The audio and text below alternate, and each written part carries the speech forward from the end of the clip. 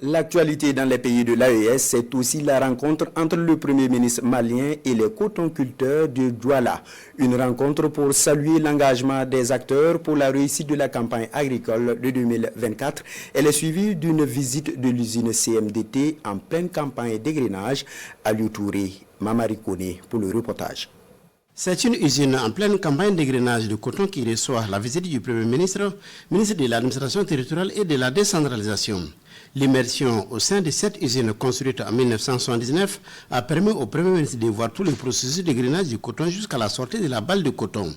Elle a une capacité de production actuelle de 52 000 tonnes de coton graine en 150 jours. L'usine emploie 56 travailleurs permanents et 175 saisonniers. Aussitôt après la visite de l'usine, le Premier ministre a rencontré l'ensemble des cotonculteurs de la région de Dioula en présence du PDG de la CMDT, du ministre de l'Agriculture et d'autres acteurs du monde rural. Des cotonculteurs qui sont soutenus par les autorités de la transition, selon le président de la Confédération des sociétés coopératives des producteurs de coton, Bakary Kone. Pour sa part, le PDG de la CMDT a salué la contribution efficace de l'État malien au développement de la culture du coton dans notre pays. Merci pour le soutien que vous apportez à l'entreprise qui est la CMDT, la première entreprise économique du Mali. La CMDT emploie plus de 2000 permanents et plus de 3000 saisonniers.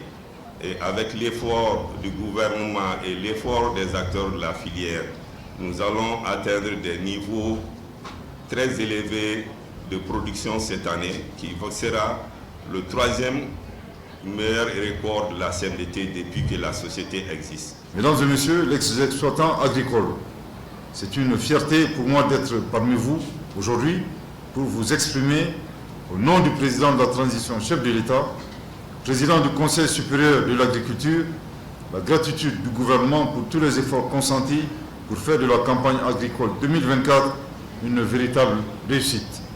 Malgré les difficultés et contraintes majeures qui ont émaillé la campagne écoulée, notamment les attaques de prédateurs et les inondations de parcelles dans certaines zones de production, les producteurs du secteur coton ont su faire preuve de résilience et de créativité en développant, entre autres, des solutions biologiques de lutte contre les insectes ravageurs de coton. Je les invite donc à redoubler d'efforts pour rehausser davantage la performance du secteur agricole et plus particulièrement la performance de la filière coton. Le chef du gouvernement a remis à 200 femmes productrices de la région de Dioula, victimes des inondations lors de la campagne agricole, 20 tonnes d'engrais organiques, 40 litres de biostimulants et d'autres produits.